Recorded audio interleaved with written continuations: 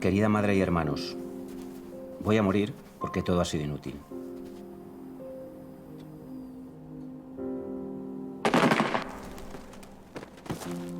Voy resignado porque no he hecho mal a nadie. Estoy nervioso, pues me cuesta trabajo escribir. No os pese haberme contado contra la familia. No he hecho nunca mal a nadie. He sido un hombre que luchó por España. Perdón por lo que habéis sufrido. Manolo, besos y valor. De repente descubres que tu tío Manolo, ese que escribía las cartas tan bonitas, además, pues había estado en una operación de la Segunda Guerra Mundial. O sea, era una operación que podía haber cambiado el rumbo de la historia. La operación estaba absolutamente autorizada, no era una operación fantasma, dentro del Quinto Ejército de Estados Unidos. El objetivo de la Operación Banana era infiltrar agentes donde fuera posible, a lo largo de la costa. La idea de invadir España estaba en proyecto. Eso pasaba por infiltrar agentes entre la población para que consiguieran información estratégica. La historia está llena de paradojas y además está llena de ocasiones fallidas, de cosas que pudieron ser de otra manera y no fueron. En 1943, un grupo de hombres al servicio del ejército de los Estados Unidos entra clandestinamente en España en una de las operaciones más erráticas del espionaje americano durante la Segunda Guerra Mundial. Esta es una historia de espías rescatada de las arenas del olvido. Una historia que comienza con el fin de la Guerra Civil Española.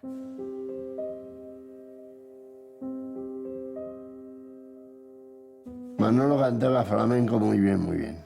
Y bueno, él evidentemente llevaba una buena trayectoria, puesto que en mi casa un día invitó a almorzar a la Niña de la Puebla, que era una figura del cante de la época.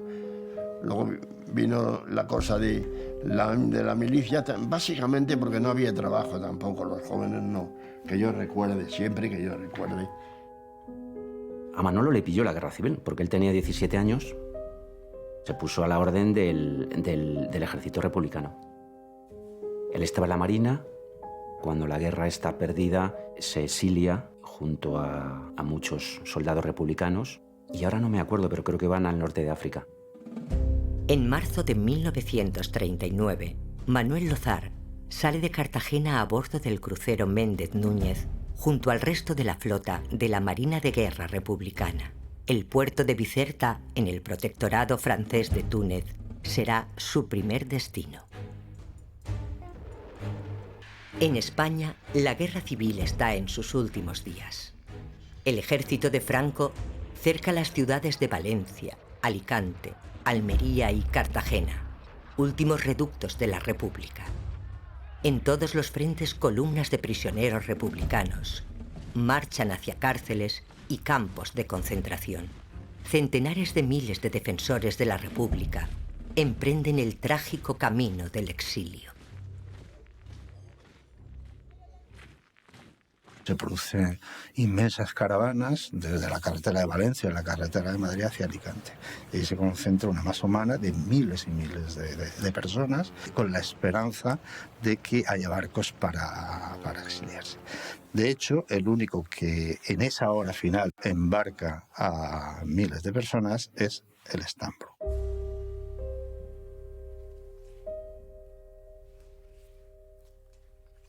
Mi padre era un joven maestro republicano de 22 años. Él había sido el último que había subido al Stambrook, cuando ya estaban quitando la pasarela o lo que fuera. Alguna vez se lo dije, ¿tú es verdad que fuiste el último que te subiste al Stambrook? Y me dijo, no, mira, la verdad es que una vez que yo me había subido, apareció uno que se tiró al agua y le echamos una cuerda, un cable, y se subió.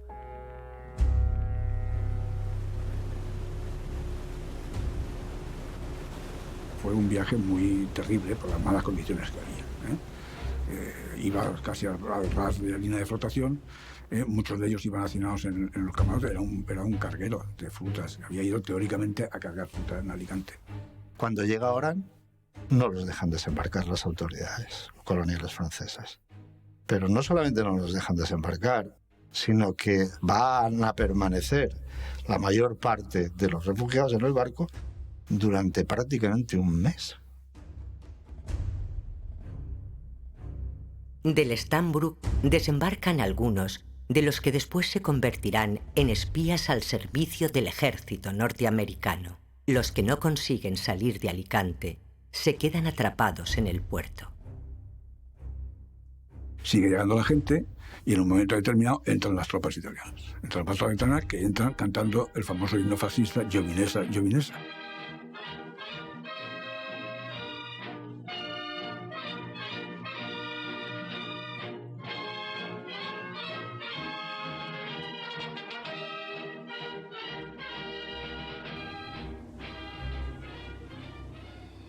El norte de África se llena de refugiados españoles.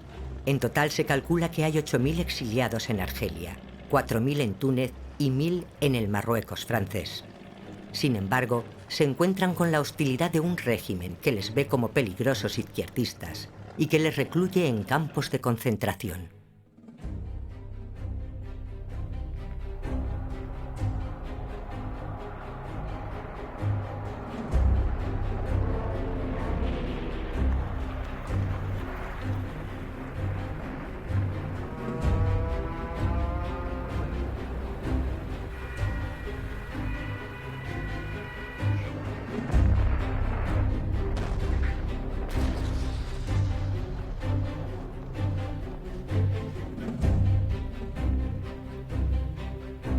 A partir del momento en que en junio del 40 Francia sucumbió ante el empuje nazi, las colonias francesas del norte de África pasaron a depender del Estado francés, con capital en Vichy, bajo la influencia nazi, y a partir de ese momento la situación de los españoles internados en los campos empeoró sustancialmente.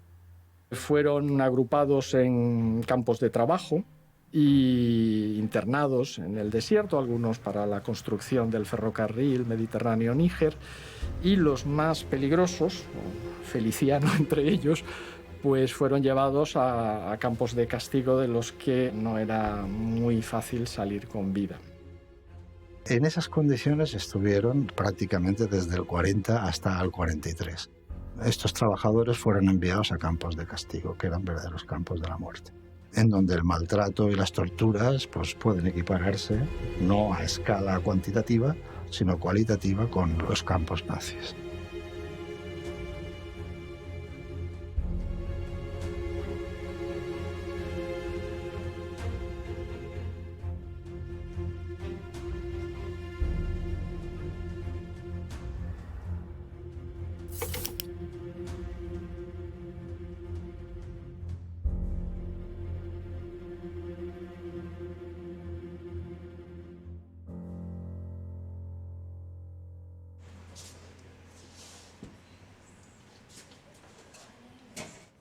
Mi padre llega a Orán, Argelia, en el marzo o abril del 39 con un barco de pesca. En ese campo, mi padre tomó el carné de comunista. Antes no era comunista, pero eligió el Partido Comunista porque, según él, eran los más serios. En el campo estaba Centurión, estaba también Aguayo. Aguayo y mi padre eran dos agentes del SIEP, que era en aquel entonces el Servicio Republicano de Contraespionaje. En el segundo campo, mi padre prevé de evadirse. En Orán van a contactar a varios agentes que había en Orán, del Partido Comunista y del SIEP. Organizan la resistencia haciendo octavillas con una Róneo del Partido Comunista Español. Mientras, en España, el gobierno franquista se declara neutral en la Segunda Guerra Mundial, a pesar de su abierta simpatía y colaboración con el régimen nazi. Los aliados no se fían. A Franco le hacía tilín el Tercer Reich. Le había hecho tilín desde el principio, ¿no? España era clave básicamente en tres aspectos. Primero, político, segundo, económico y tercero, militar. Y militarmente por su posición estratégica. Es un país absolutamente clave para unos para cerrar el Mediterráneo y para otros como punto de arranque para una invasión de Europa.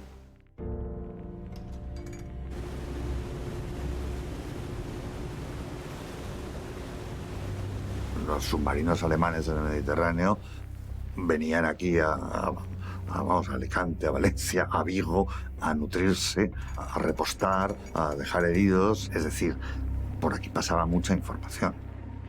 España en los años 40 estaba plagado de espías. Evidentemente, tanto los alemanes y los italianos como los británicos, los americanos y los rusos tenían sus espías. ¿Quiénes eran estos espías?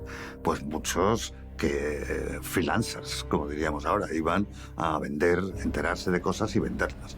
Y otros eran agentes de las distintas organizaciones que intentaban contrarrestarse entre sí, a veces incluso con violencia.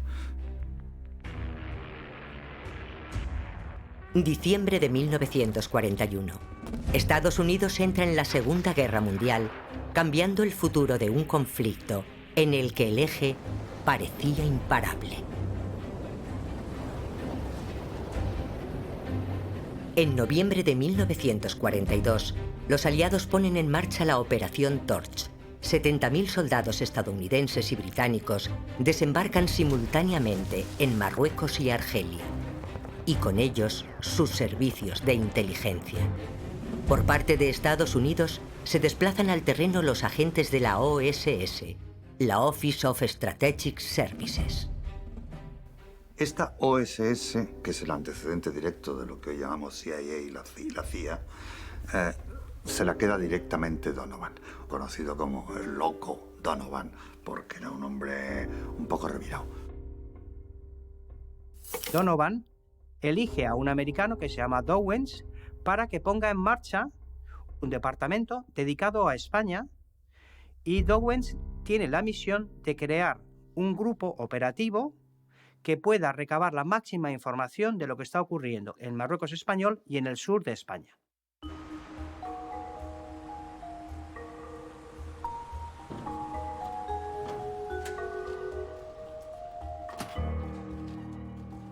Hola, ¿qué hay? Buenos días. Hola, buenos días. Estamos buscando información sobre una persona, mi tío, se llamaba Manuel Lozar. Todo partió de que queríamos encontrar la tumba, o sea, teníamos cartas de Argel, cosas que nos había contado mi madre, habíamos hablado entre los primos, pero particularmente éramos incapaces de reconstruir una historia. Sabemos que viene a España y que es fusilado, pero no sabemos por qué.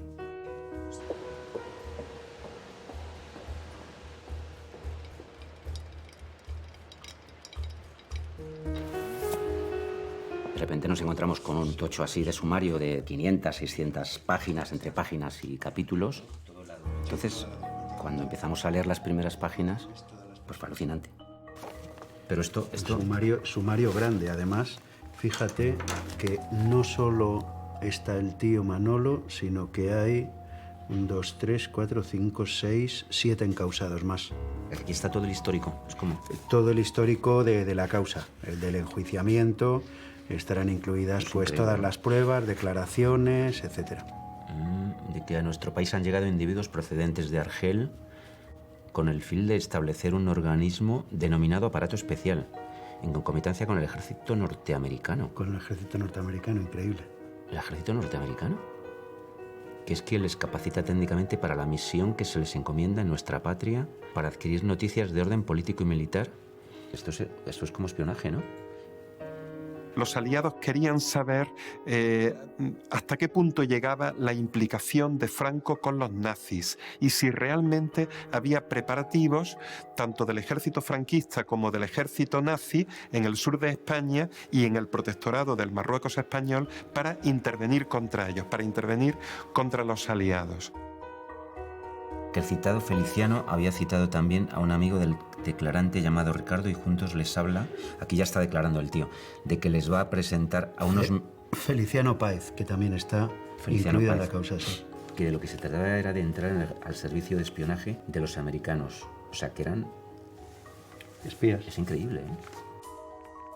Se despliega en el norte de África una oficina, una misión de la OSS, cuyo objetivo es obtener información sobre todo del Marruecos español y del sur de la península ibérica, en el caso de que haya que operar allí. Esta OSS lo que se da cuenta es que para pasar más desapercibido en territorios españoles necesita españoles. A mi tío le escogen porque él, bueno, aparte de saber idiomas, es radiotelegrafista. Lo aprendió en la Marina en la guerra. Entonces, pues era bingo. Prácticamente fueron a por él.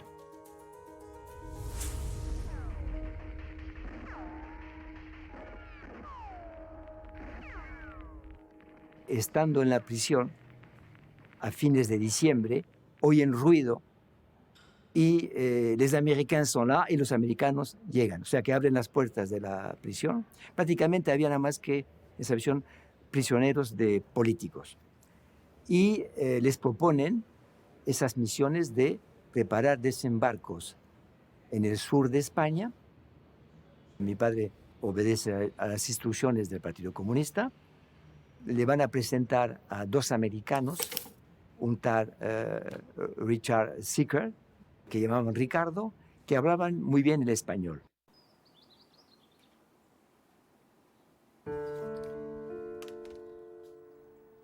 Mi padre había tenido que salir de España porque estaba en el lado perdedor, había migrado a Estados Unidos en ciertas circunstancias y había acabado en lo que es la inteligencia del ejército americano. Le pusieron un nombre clave para proteger sus familiares, que era parecido, era Ricardo Sickler. A mi padre le encargó su jefe, Donald Downs, entrenar un grupo de jóvenes españoles, la mayoría del Partido Comunista, porque en ese entonces eran los más comprometidos a la causa. Donald Downs ni siquiera hablaba español, así que encargó a Ricardo que hiciera la mayor parte del trabajo. Cada noche, cuando regresaba después de navegar en una barca de remos, tenía que escribir un informe a sus superiores. Pero ellos no le entendían, así que me pidió a mí que lo redactara correctamente en inglés.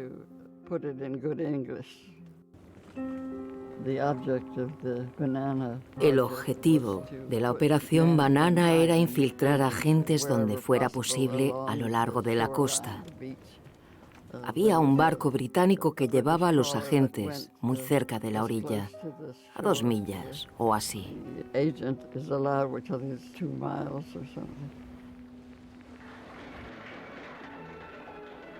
El Partido Comunista Español en Argelia pidió opinión a la cúpula acerca de la colaboración con los americanos. Pero abiertamente les avisan de que comenzarán a participar en la operación aunque no reciban respuesta. La intención es utilizar la potencia material y económica americana para, además de facilitar información a los aliados, reorganizar el partido en España.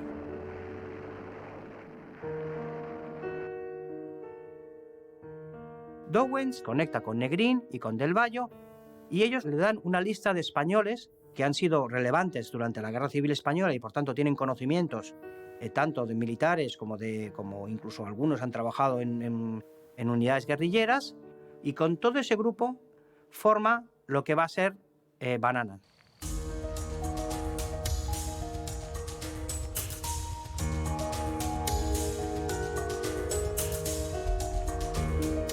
Se va a preparar estas personas en técnicas de espionaje, en técnicas de demolición, de trabajar con emisoras de radio, asimismo en técnicas guerrilleras, en manejo de explosivos y en técnicas de desembarco, porque se trataba también de trasladarlos a la península y de desembarcar en el sur de España. Bueno, que estuvo en Argel lo sabíamos, pero esto el es resto alucinante. no teníamos ni idea. ¿Pero esto qué quiere decir? ¿Esto qué es, la Segunda Guerra Mundial o qué es? Claro, es la ¿Los época de la americanos? Segunda Guerra Mundial. A ver, sigue mirando. Mira, aquí habla también... Espera, mira lo de la misión. Después de esta entrevista, el declarante fue visitado nuevamente por Feliciano Páez, quien concretamente, debía ser el enlace, les dice que su misión va a consistir, ojo, en entrar en una escuela de capacitación para ser más tarde destinado a España a fin de contribuir con su servicio a que España no entrase en guerra. Claro, en ese momento Franco y Hitler estaban, sí, claro, los nazis, claro, facilitándoles noticias a este respecto.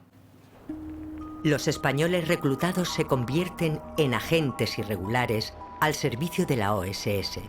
Su misión será infiltrarse en España e informar de posibles movimientos de tropas que delaten que el Eje está organizando una ofensiva contra los aliados en el norte de África. La OSS planea el envío de espías a diferentes ciudades de España. A cada una se le asigna el nombre de una fruta. La operación madre es Banana, en Málaga.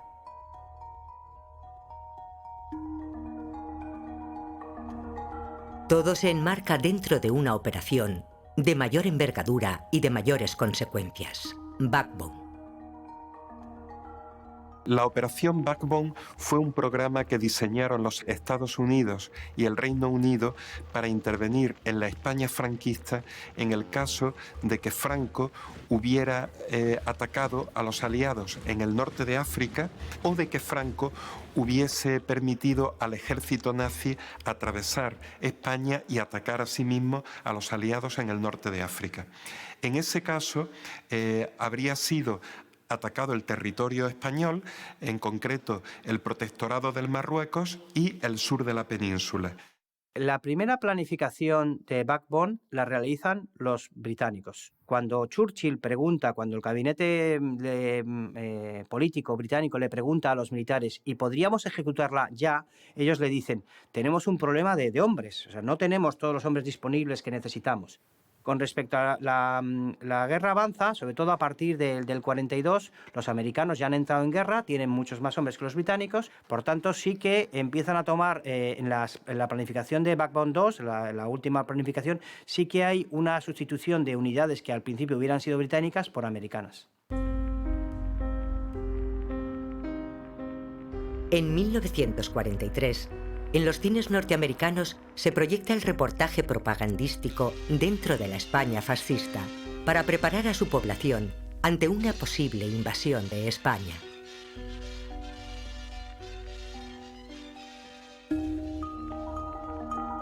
Backbone 2 responde a la preocupación del general Eisenhower de proteger la posición aliada en el norte de África. El comandante supremo del ejército norteamericano siente una profunda desconfianza hacia Franco. El despliegue de la operación tendría como objetivo tomar Tánger y Tetuán avanzando desde el norte, tomar Ceuta y tomar Melilla avanzando desde el este. Desde Gibraltar y el norte de África, comandos británicos y bombarderos destruirían las posiciones artilleras españolas a ambos lados del Peñón. Los principales puertos, aeródromos y vías de comunicación del Mediterráneo español serían bombardeados.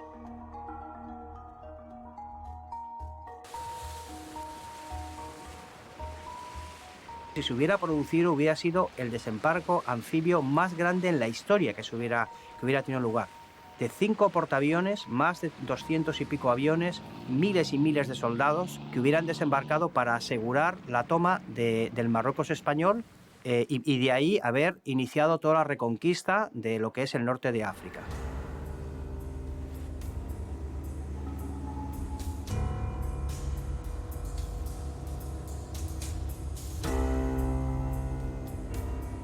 Junio de 1943.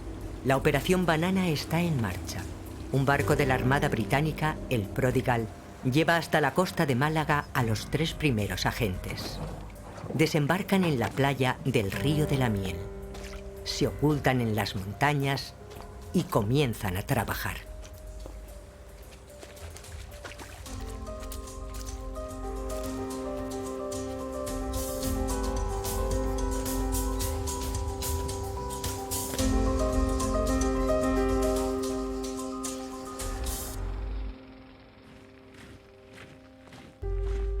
La neutralidad del Marruecos español es vital para el éxito de la Operación Torch.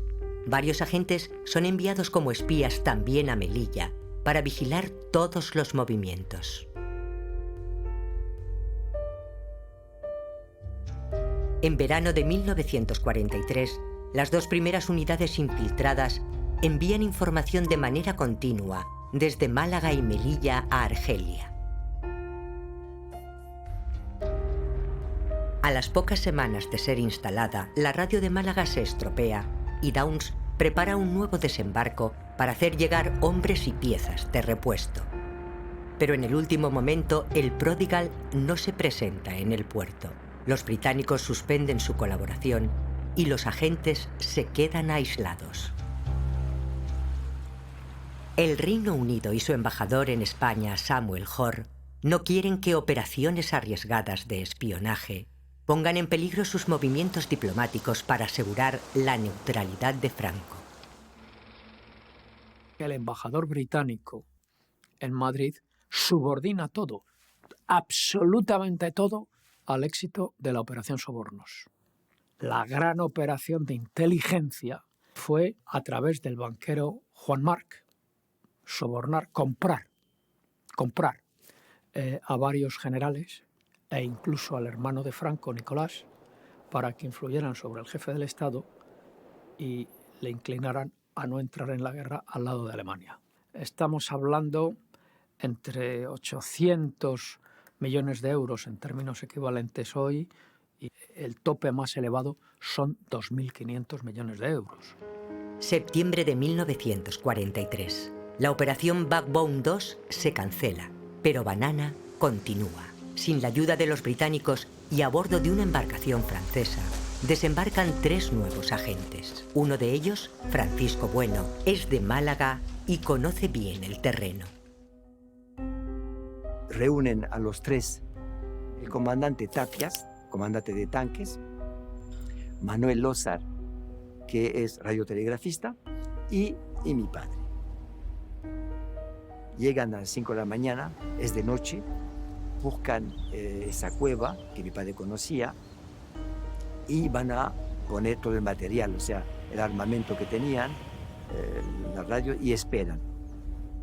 Vienen con mucho dinero, claro, vienen de espías. A mí me ha dicho mi madre que venían con trajes de príncipe de Gales y con diferentes identidades de perfumería, de tal, representantes. Claro, a quien iba bien vestido en aquella época no le paraban, ¿no?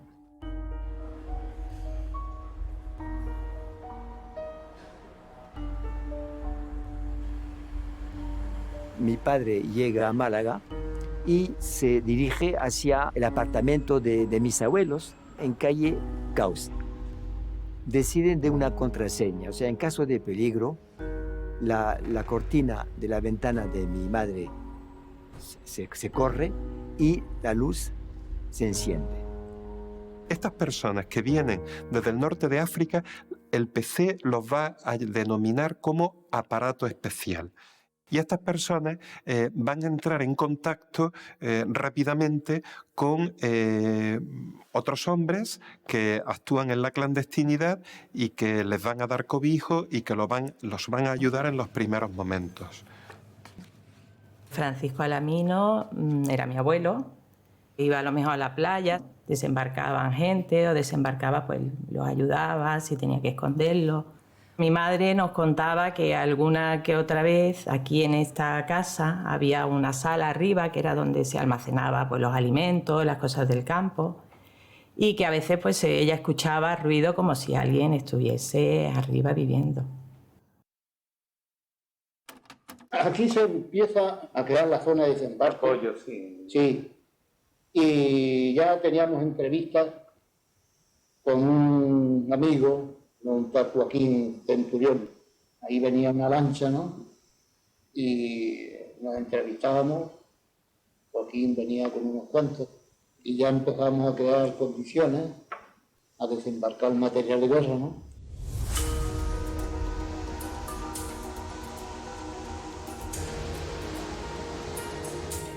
El objetivo de este armamento es que llegue a manos de la guerrilla para, en el caso de que intervengan los franquistas contra los aliados o que intervenga Hitler, pues que esta guerrilla actúe en retaguardia y dañe el posible operativo que se hubiera llevado a la práctica. Antonio Urbano, conocido como el Duende, va a recibir el armamento y los va a esconder en una torre que hay en la costa, la Torre del Río de la Miel, y van a entrar también en contacto con otro vecino de la zona, conocido como Montañés, y van a estar también en su cortijo. Todas las semanas mi padre va al cortijo de Montañés para comunicar informaciones y recibir instrucciones de los americanos. Y mi abuelo, que era teniente en aquella época, le va a facilitar informaciones sobre la defensa que había en el sur de España.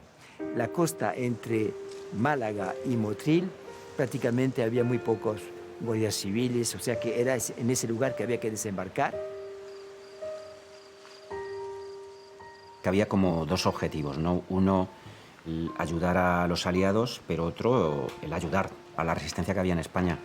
Los americanos les dan unas claves para transmitir a los radiotelegrafistas, pero antes de irse, Feliciano Páez les da otras claves para que retransmitan la otra información a la resistencia y al partido. Sin embargo, la cúpula del Partido Comunista no está de acuerdo con la colaboración con los americanos. El propio Páez se lo oculta a Pasionaria en un informe de la situación en el norte de África en el que no menciona los desembarcos.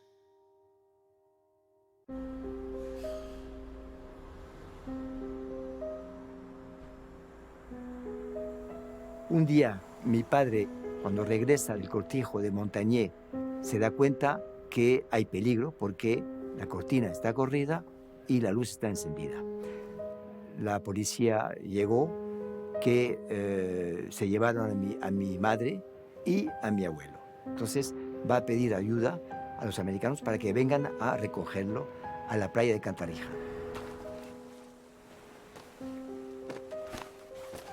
Noviembre de 1943.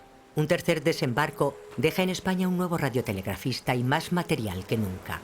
En la lancha regresan Francisco Bueno, Centurión, y Francisco Pradal, alias Maromo, un enviado del Partido Comunista que va a Argelia para coordinar nuevos desembarcos. El viaje les salvará la vida.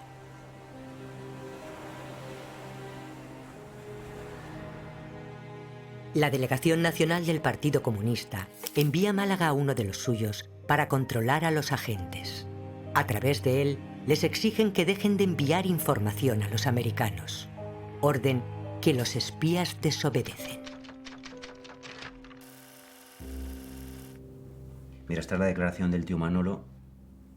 Lo que se deduce, o sea, traían dinero y desapareció. O como... Sí, no, que había entregado un dinero, claro, que era muchísimo dinero para aquella época.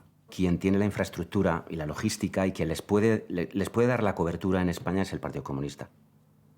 Ellos disciplinadamente les dan, pues, no sé, la gran mayoría del dinero para que ellos de alguna forma lo muevan y sirva un poco para hacer. Yo entiendo la operación que tienen que hacer. Ese dinero desaparece. Supongo que muy mosqueados suben a Madrid a reclamar, a hablar con el Partido Comunista. Los agentes pasan semanas escondidos en Madrid, hasta que logran contactar con la cúpula del Partido Comunista.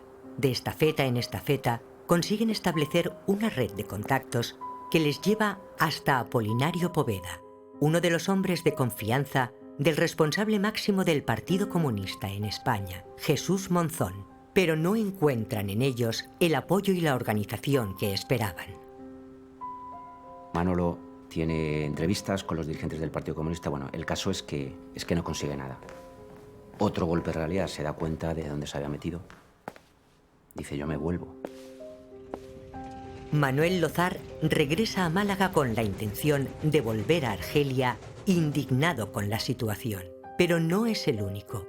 Otros agentes también escriben mensajes de protesta, culpando al Partido Comunista y exigiendo una solución. En la OSS son conscientes de la desorganización. Algunos proponen el abandono de la operación. Otros apuestan por enviar a Ricardo Sicre a la Embajada de Estados Unidos en Madrid. Su misión sería poner orden y dar mayor dimensión a la operación. Sicre planifica el envío de más agentes a Madrid, Barcelona, Bilbao, Baleares y otros lugares de España. La operación se inicia bien, los operativos se instalan donde se tienen que instalar, las radios llegan donde tienen que llegar, la información empieza a fluir hacia Argelia y se recibe y empiezan a trabajar, y de pronto en un momento determinado las cosas empiezan a ir mal. La caída se produce a raíz de una delación de un militante del Partido Comunista conocido como el Chato, Antonio Rodríguez López, y ya en esos momentos sus compañeros no se fiaban mucho de él, decían que era un fantoche. Observan que él quiere saber muchas cosas, lo cual es impropio de la vida clandestina, que quiere conocer muchos datos y finalmente pues va a colaborar con la policía. El Chato, que teóricamente está relacionado con el partido en Andalucía, en Sevilla, queda con mi tío Manolo. Al ver que solo venía Manolo, que no venía Pedro, porque estaban Pedro y Manolo, lo que hace el Chato es decirle, oye, venid mañana porque os lo tengo que entregar a los dos. Para entregarle, no sé si eran $500 o algo así. Y efectivamente, al día siguiente van los dos, está allí la policía y le detiene.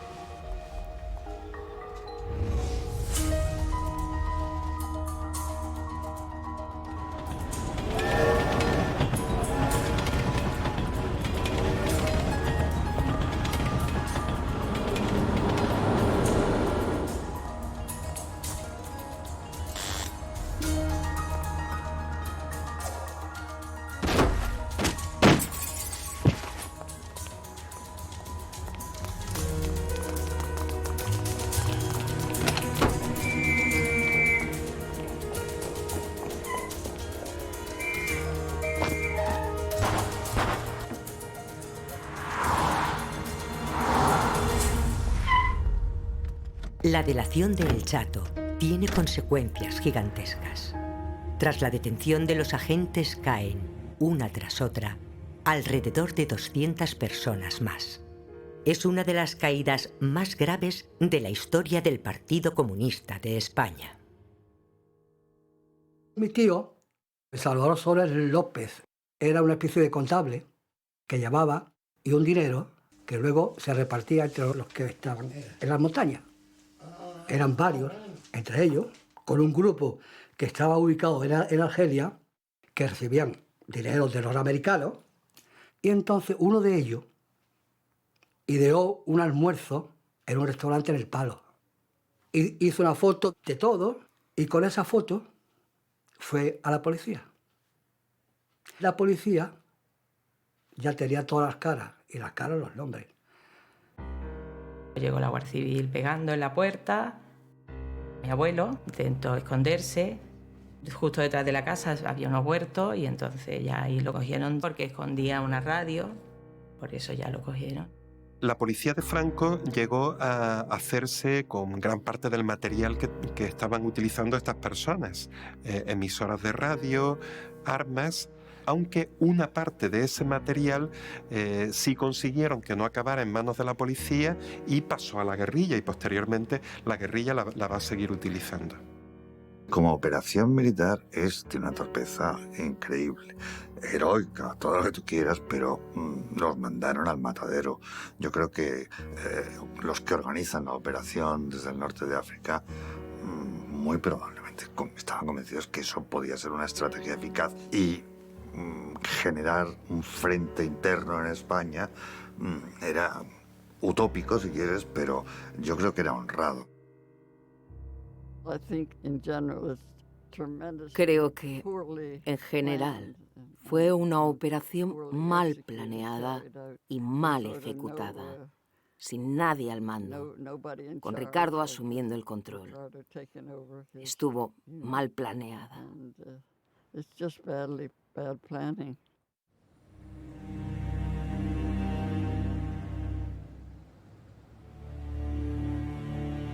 Yo directamente nos llevaron a Madrid, ¿no? Nos sacaron a 8 de los que ellos creían más responsables.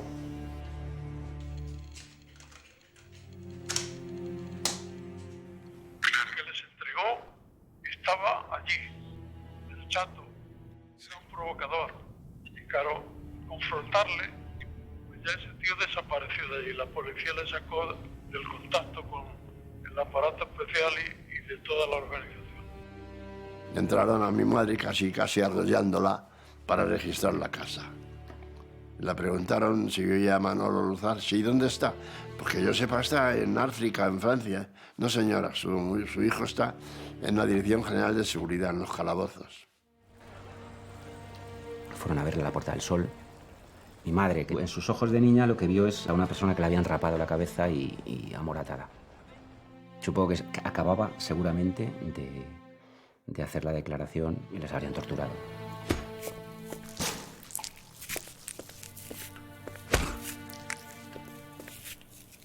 Yo recuerdo un compañero que le estuvieron torturando, no le sacaron nada, pero al día siguiente se presentó la policía con su mujer que estaba embarazada. Y la golpearon delante de... Y entonces este hombre se dobló y dijo lo que querían. Una vez me estaba torturando allí dos guardianes, y uno que era el más sádico de todos me cogió ya por la playa y dice, entonces, ¿tú por qué cojones luchas? Pues mire usted, yo lucho por una sociedad donde no le pueden hacer a usted lo que usted me está haciendo a mí.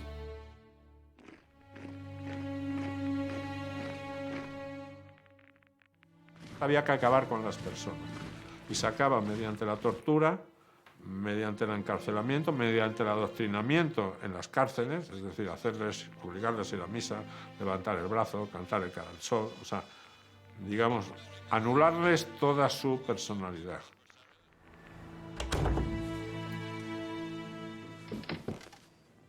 Llegas al momento de la sentencia del juicio y te das cuenta en mi opinión, de la farsa legal que hubo en ese juicio, a puerta cerrada. Y, curiosamente, no les condenan por espionaje. Les condenan por conspiración y auxilio a la rebelión. Ellos eran espías del ejército americano. Irregulares, pero del ejército americano. Franco decide que eso que lleva sabiendo durante meses lo va a hacer público. Y lo utiliza políticamente para poner en mala posición a Estados Unidos.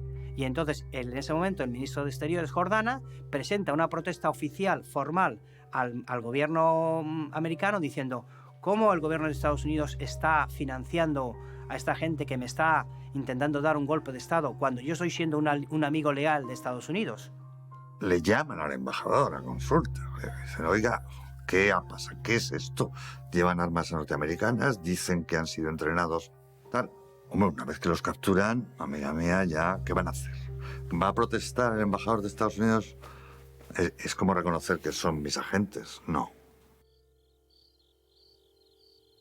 La mayoría de los agentes son juzgados en Alcalá de Henares, pero también se celebran juicios en Melilla y Málaga. Los primeros en ser condenados y fusilados son el agente capturado en Melilla, sus colaboradores y los miembros del Partido Comunista en Málaga.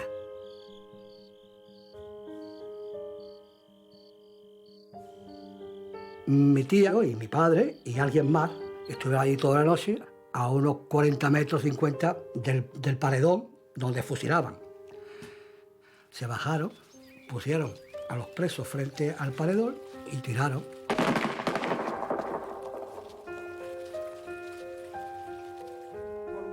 Santiago Carrillo, cuando llega al norte de África, ya bien entrado el año 1944, destituyó a la dirección anterior. Él no quería contacto con Estados Unidos.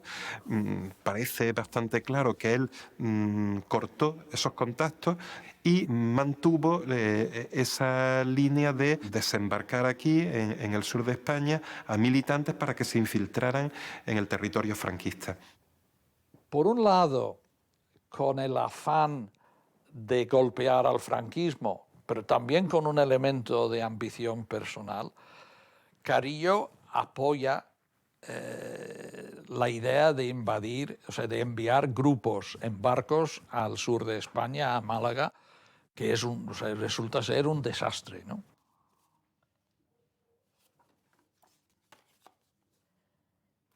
Ese día le raparon el pelo y estuvo en el calabozo. Luego, por lo menos, la abuela y mi padre sí sabían que lo fusilaban. El 30 de diciembre lo sabían. Sí lo sabían. Lo sabían, sabían que lo iban a fusilar. Sí, porque ese la día. sentencia es anterior. Yo creo que ellos saben la sentencia, lo que pasa es que él decía que había posibilidad de indulto y les animaba sobre eso. Estaba confiado en que les iban a indultar por la ayuda que tenían de Inglaterra y de Estados Unidos. No, él tenía fe ciega en eso, porque yo, lo que contaba mi padre, decía, nosotros no os tenéis que preocupar de nada, no tenéis que ir a ningún Tengo a gente importante detrás, ¿no? Los agentes consiguen hacer llegar a la embajada norteamericana numerosas cartas informando de su situación. Reclaman una solución y argumentan que están al servicio del ejército de los Estados Unidos. Fueron absolutamente abandonados. Fueron absolutamente traicionados. Es verdad que ellos sabían dónde se metían, ¿no? Pero ellos en las cartas que desde la prisión hacen llegar al embajador americano en España, le dice: nosotros sabemos que oficialmente ustedes no pueden reconocerlo, pero al menos ayuden a que escapemos de la cárcel. La respuesta que reciben de Washington es: nosotros no sabemos nada ni queremos saber nada de ustedes.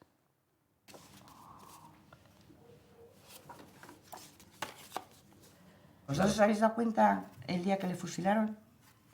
¿Qué día era? 17. El día anterior, el cumpleaños de la abuela. El día 15 de enero, cuando se despidió de su madre, era su cumpleaños. Era el cumpleaños de la abuela. Y hay un telegrama dramático donde él dice, y donde ya les da un vuelco al corazón, oye, hacer todo lo posible porque esto está perdido. Es cuando mi abuela,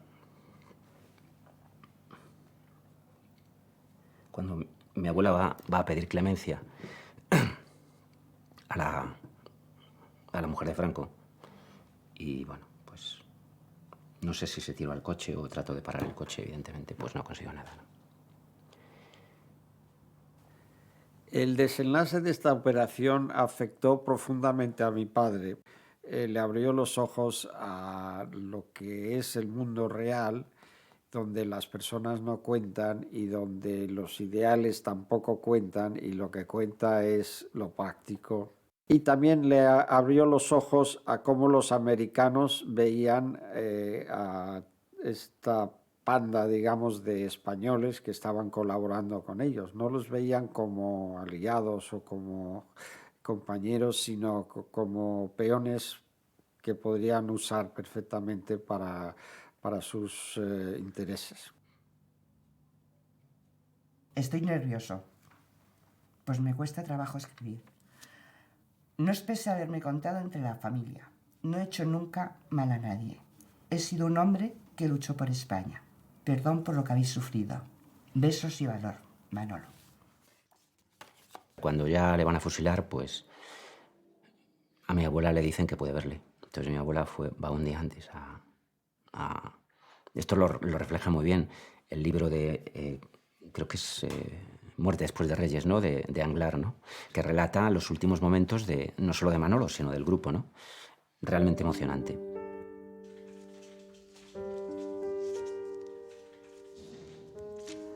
Lozar, al parecer, dijo 2 veces: madre mía, cuando se estaba vistiendo. Se dirigió hacia la hilera de puertas cerradas de arriba, donde estaban los aislados, y gritó: muchachos, mi último adiós.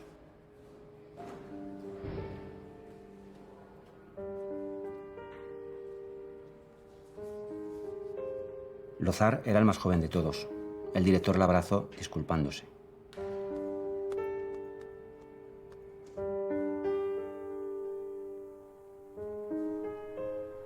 Aquella madrugada fue la madrugada más fría del año. El termómetro marcó 12 grados bajo cero.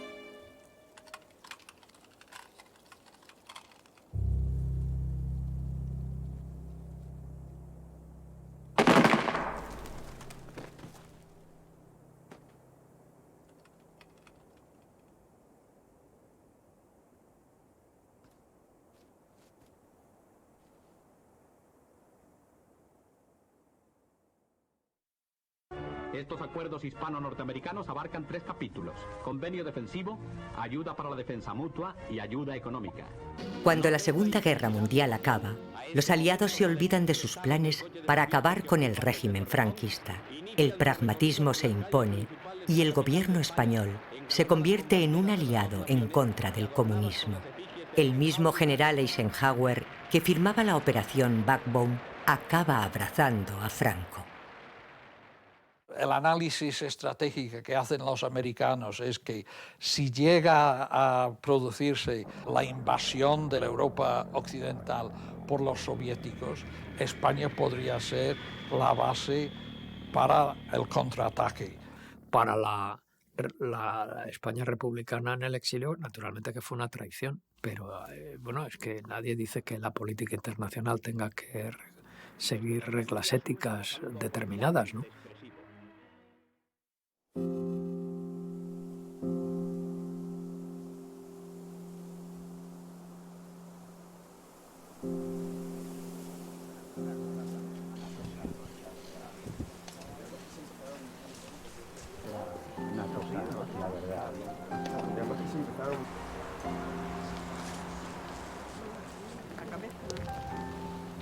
Mira, aquí está. Sí. Aquí está Manolo. 70 años. Esta es la de los compañeros, esta es la 38. Supongo que las zonas más sombrías de la memoria de uno, pues uno se las guarda. Pero mi padre murió un tanto bruscamente y murió sin que yo intentara que me contara cosas de detalle. Y lo lamento mucho como hijo y como historiador. Yo creo que la gente cuenta lo que le gusta contar. Lo desagradable o lo incómodo o lo que le causa trauma trata de cerrarlo en compartimentos mentales donde no accedes a ello. No creo en Dios, pero creo en lo maravilloso de la vida.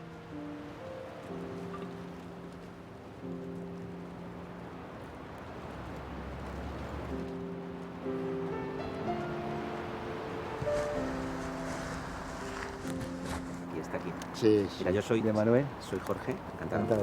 Soy sobrino de Manolo. Encantado. Te voy a presentar a sus hermanos. Hoy en día ni siquiera se ha querido recuperar su memoria. Ni siquiera la CIA, que es la sucesora de la OSS, ha reconocido su valor y su coraje en ese momento. Pero mi padre estaba convencido, murió en el 2006, que Manuel lo habían fusilado en aquel momento, ¿no? Y a los demás. Sabía poner a... Y bueno, la gente que estaban dispuestos a arriesgar la vida, es difícil de explicar, pero claro, lo mismo que hay gente que nace para ser torturador, hay gente que nace para ser héroe. yo creo que hay muchísima gente anónima, que es la que muere, que merecen que historias como esta sean contadas.